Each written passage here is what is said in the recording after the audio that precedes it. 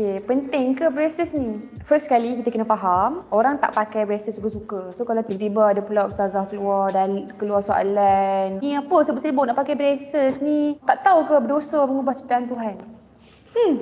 First kali dia bukannya pakai suka-suka. Tak ada orang yang nak pakai suka-suka pakai braces ni. Pakai braces ni tak mudah. Pakai braces ni sakit. Pakai braces ni perlukan penjagaan yang sangat teliti, sangat rapi. Kena jaga, bersihkan gigi 2-3 kali ganda lagi daripada kita biasa-biasa yang tak pakai braces ni. Bila orang ada masalah je yang akan pakai braces ni. Masalah dia apa? Contoh masalah dia, masalahnya gigi dia terlalu rapat-rapat sangat. Bila terlalu rapat, dia ada masalah lain. Masalahnya contoh, bila dia makan, makanan selalu tersangkut dekat celah gigi dia. Jadi dia susah nak bersihkan. Bila susah nak bersihkan, gigi dia ada berisiko untuk rosak. Ataupun contohnya masalah lain lagi, bila dia bercakap, sebutan ni tak jelas. Bila dia mengaji, bila jadi imam solat, sebutan ni tak jelas.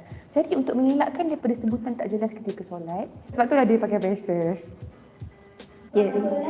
Biasanya orang pakai braces ni sebab dia masalah, dan setiap masalah tak sama dia punya tahap-tahap dia. Jadi kita kena jumpa doktor untuk periksa, adakah saya ni perlu ke tidak pakai braces. Kalau tak perlu, tak payah. Harga dia pun bukannya murah, harga dia mahal. Yang murah 300, 400 tu fake braces, bukannya braces betul. Tak mampu pun nak gerakkan gigi kepada kedudukan yang betul, yang baik. Berapa lama masa dia ambil untuk seseorang pakai braces? Yes, this depends on the case. Kalau ada setengah case yang sangat complicated, dia akan ambil masa lebih lama berbanding orang yang case yang mudah. Kita dalam dunia ni, kita semua, badan kita semua beza-beza. Ada orang gigi dia macam ni, ada orang gigi dia macam ni. Apa-apa pun kena pergi jumpa doktor gigi, depan-depan cek satu-satu macam mana gigi atas dengan bawah tu bertemu macam mana. Authority untuk buat braces ni, ortodontik ni lah. Dan ini adalah sejenis rawatan. So kalau pakai braces ni, biasanya dia ada pakai brush gigi khas lah, pakai interdental brush. Orang yang pakai braces, doktor akan cerita lah kat dia apa yang dia kena pakai, macam mana dia kena jaga gigi dia, apa kemungkinan sepanjang dia pakai braces, dia akan ada banyak ulcer sebab besi-besi tu mungkin akan ganggu dia punya pipi, dia punya bahagian bibir, boleh terluka, kena hati-hati, banyak benda lah kena jaga. Okay, kalau lepas pakai braces, retainer penting ke? Depends on the case, depends on the facilities. Ada case yang memang kena pakai seumur hidup dan tak semua orang pun mampu nak comply. Ada case yang tak payah pun. Tapi biasanya kalau ikut research paper, biasanya memang kena pakai lah retainer untuk elakkan dia daripada relapse balik. Sebab banyak juga kes-kes yang orang pakai braces dan relapse. Biasanya umur yang sesuai pakai braces ni waktu kita still membesar lah. Biasanya zaman waktu kita sekolah lah, tua lagi daripada umur tu boleh nak pakai braces. Cuma bukanlah ketika umur optimum dia untuk pakai braces. Tapi apa-apa pun still kena seek consultant daripada doktor gigi di klinik gigi. Setiap orang, setiap kes berbeza.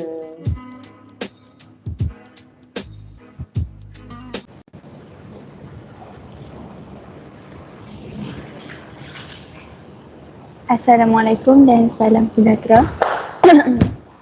Saya Nurul Zafar Zakwan, nombor metric saya 16TK 21F1051.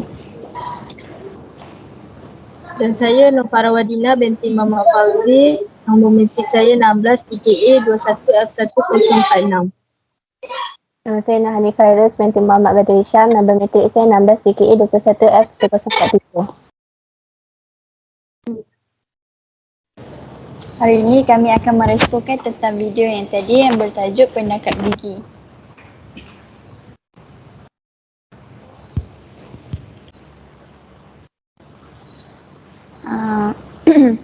Hukum memakai pendakap gigi ialah pendakap gigi jika untuk merawat gigi supaya normal tujuan kesihatan, maka ulama mengatakan diharuskan Nabi SAW bersabda, la'anallahu wasyimati wal mustawshimati wan namisati wal mutanammasati wal mutafallajati lihusnil mughayyirati qalqallah. Maksudnya, Allah melaknat wanita yang membuat tatu dan wanita yang telah memakainya, wanita yang mencabut bulu di wajahnya dan wanita yang telah melakukannya, dan wanita itu yang meluaskan jarak di antara gigi-gigi mereka atau orang lain bagi tujuan kecantikan, menukar apa yang Allah diciptakan. Sahih Muslim. Yang dimaksudkan dengan haram itu ialah jika seseorang seseorang manusia memakai pendekat gigi untuk hanya kecantikan, bukan hanya untuk kesihatan, maka ia akan menjatuhkan haram, kerana contohnya macam dia memakai pendekat gigi agar kelihatan lebih cantik, kerana mahu meminang seseorang wanita dan sebagainya. Macam kalau lelaki pakai pun, kalau untuk kecantikan untuk diri dia pun dilarang jugalah. Dr. Abdullah Al-Faqih dan komuniti fatwanya menyatakan jika seseorang melakukannya untuk menipu atau memperdayakan sesiapa yang melihatnya, sama ada ia bertujuan untuk berkahwin atau sebagainya, maka ia dilarang. Seterusnya yang dikatakan harus ialah bertujuan selain pada tujuan di atas, iaitu hukumnya harus apabila dia dilakukan untuk menutup keaib dia yang ada pada wajahnya. Contohnya kalau macam dia haruskan, kalau macam gigi dia tu tak berapa nak elok, macam kalau orang lain kata yang macam gigi dia tu tak cantik, lepas tu dia tak ada confident macam tu, dia haruskan lah. Lepas tu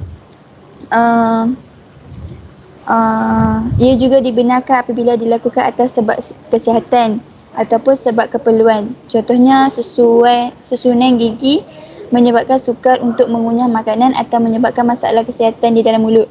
Syekh Faizal Al-Maulawi, naib pengerusi Majlis Fatwa Eropah, berkata pendekat gigi bagi bertujuan kesihatan adalah dibenarkan menurut syarak, bahkan ia juga diperlukan.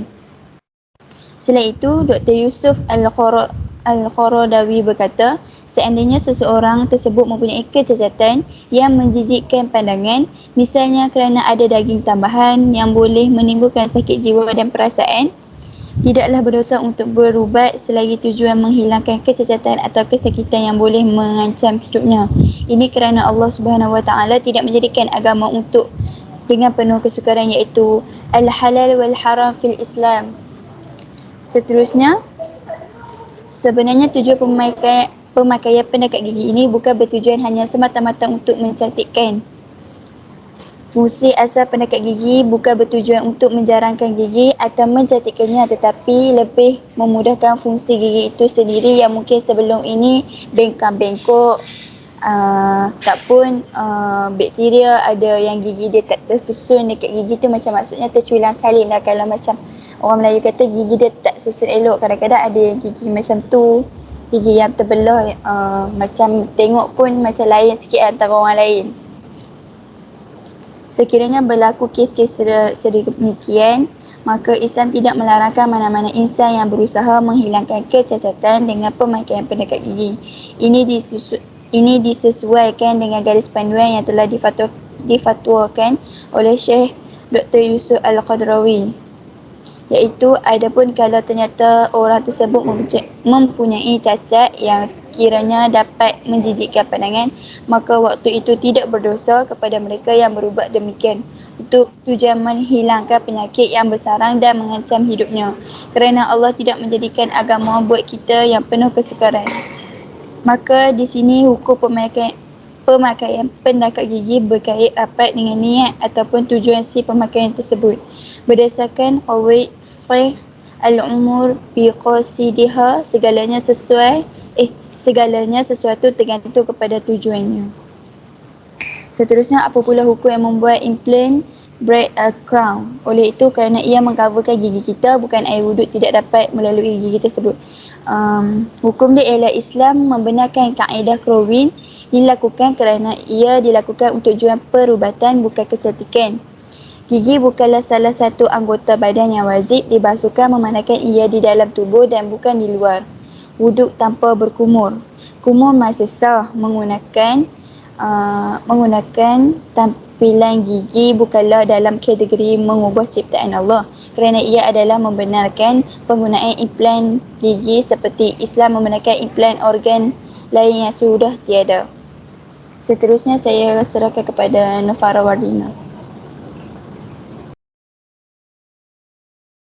Maaf, saya serahkan kepada Nuhani Fairuz. Okey, yang kedua, hubung kait pendekat gigi dengan prinsip syariah beserta huraian.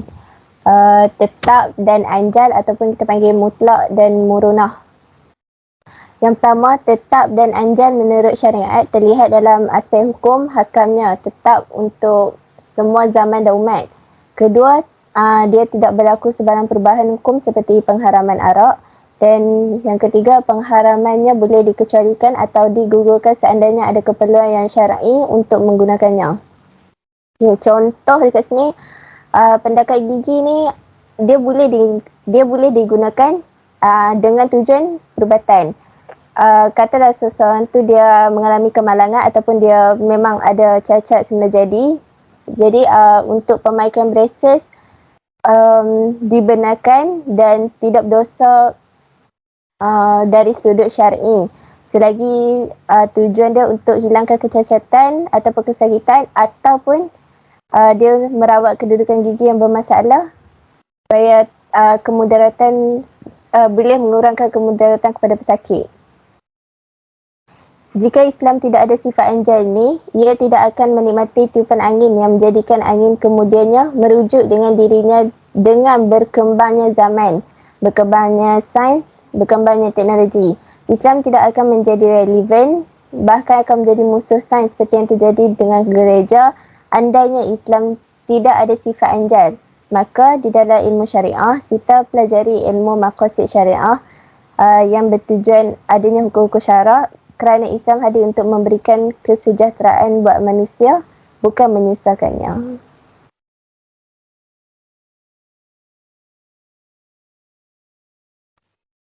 Seterusnya, hubung kait pendakat gigi dengan kaedah fiqh beserta huraian. Memakai pendakat gigi adalah sesuatu yang terlarang, namun ilmuwan Islam telah membagikan hukum pemakaian pendakat gigi kepada dua hukum, harus dan juga haram. Jika dirujuk pada umum hadis, ianya telah sabit keharaman sekiranya apabila ia dilakukan semata-mata untuk kecantikan dan menjadikan wajah lebih menarik. Imam An-Nawawi rahimahullah menyebutkan sebab ianya diharamkan kerana adanya unsur di atas khas kerana kecantikan. Tetapi jika dilakukan kerana keperluan perubatan, terdapat cacat pada gigi atau yang seumpamanya, tidaklah mengapa. Ia akan menjadi lebih terlarang apabila ia dilakukan untuk menipu manusia lain supaya kelihatan lebih muda dan lebih cantik. Contohnya memakai pendakat gigi agar kelihatan lebih cantik ketika mahu meminang seorang wanita dan sebagainya. Dr. Abdullah Al-Faqih dan komiti fatwanya mengatakan jika seseorang melakukannya untuk menipu atau memperdaya sesiapa yang melihatnya, sama ada ia bertujuan untuk perkahwinan atau sebagainya, maka ia adalah terlarang. Kesimpulannya, pemakaian pendakat gigi terdapat dua hukum. Pertama, haram bagi sesiapa yang tidak mempunyai apa-apa masalah pada gigi dan memakai hanya untuk tujuan kecantikan dan trend sahaja.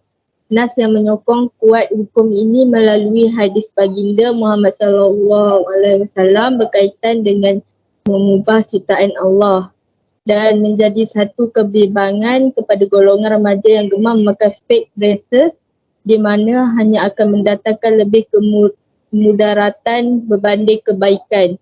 Namun jika terdapat sebab tertentu seperti cacat sejak lahir atau mengalami kecederaan akibat kemalangan, kedudukan gigi yang tidak stabil dan kemudaratan, maka diharuskan untuk mendapat perawatan ortodontik dan braces. Sekian, terima kasih daripada kami.